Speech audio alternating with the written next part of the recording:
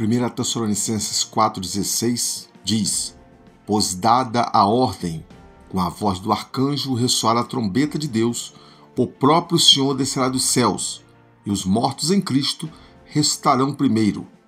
Depois nós, os que estivermos vivos, seremos arrebatados com eles nas nuvens para o encontro com o Senhor nos ares, e assim estaremos com o Senhor para sempre.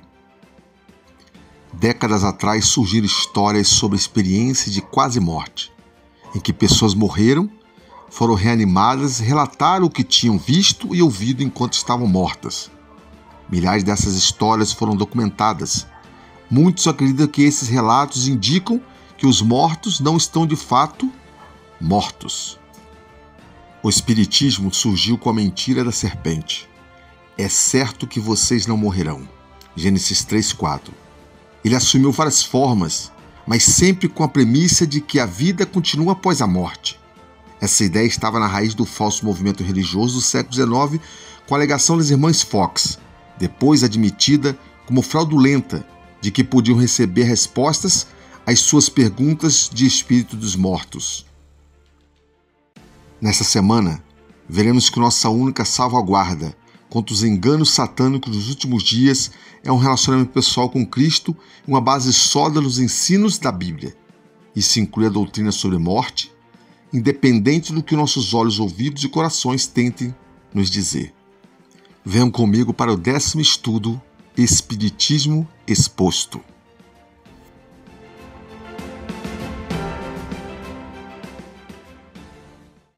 Olá, meu irmão do canal da Esperança, Manhã com Jesus está no ar. Meu nome é Zé Nascimento, é um prazer ter você aqui conosco.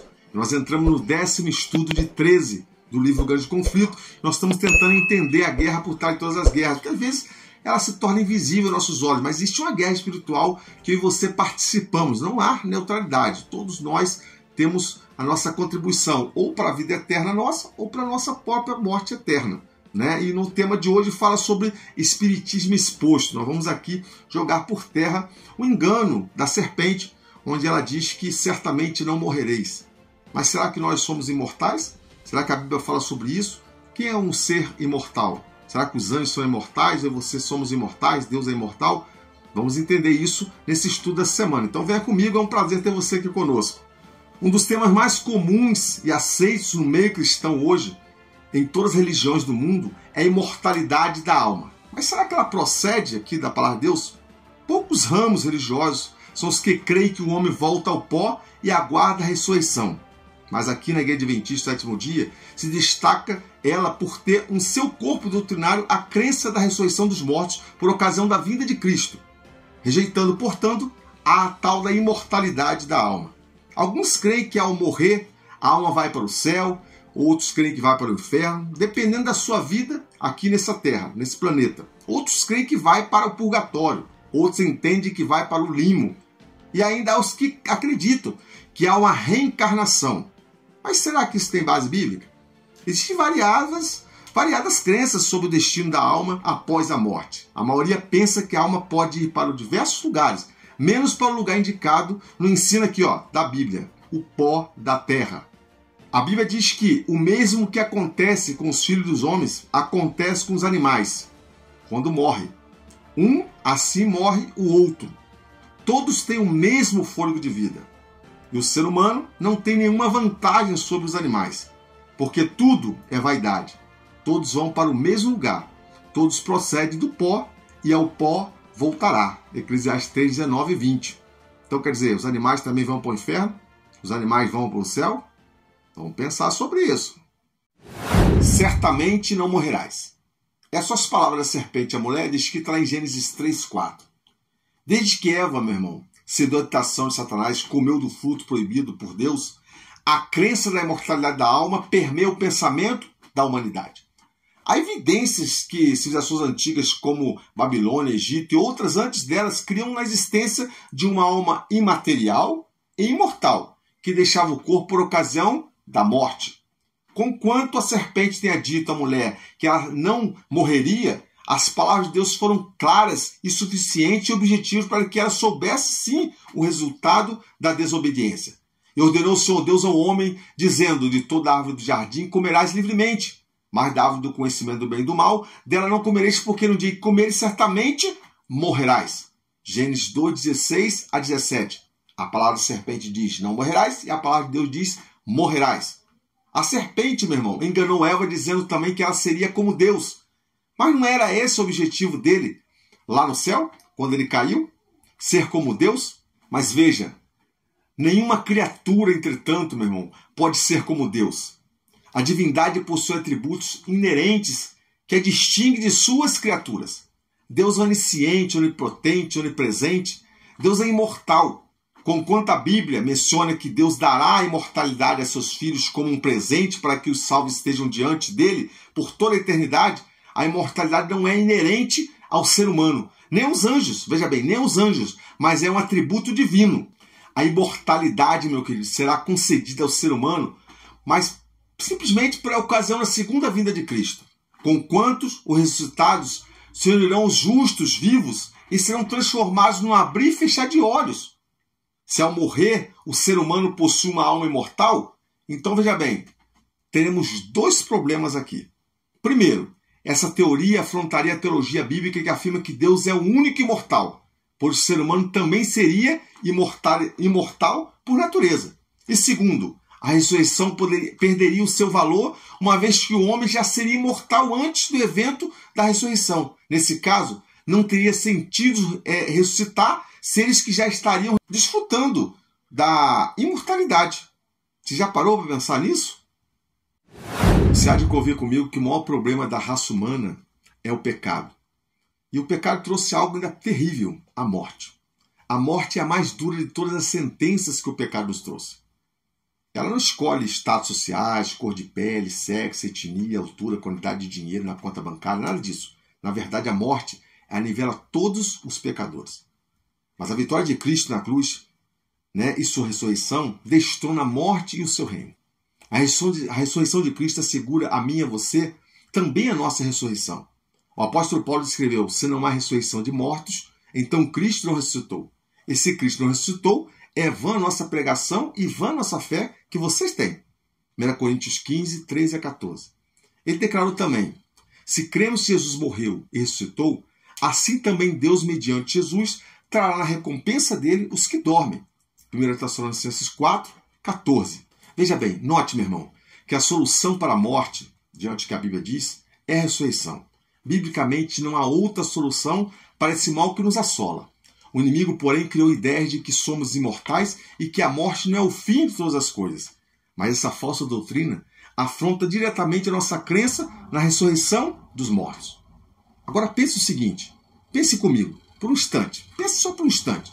Se os mortos na realidade não estão mortos, mas já estão no purgatório, no inferno, no limbo, qualquer outro lugar que haja, recebendo a tal recompensa, por que Deus fará um juízo somente após a ressurreição?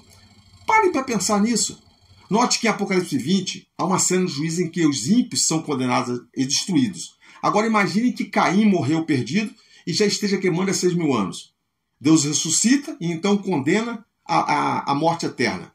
Veja bem, meu irmão, como é que Deus irá jogar Caim, condena Caim antes de julgá-lo e joga ele no fogo queimando a 6.000 anos para depois condená-lo de novo? Tem lógica isso? Agora imagine Lázaro.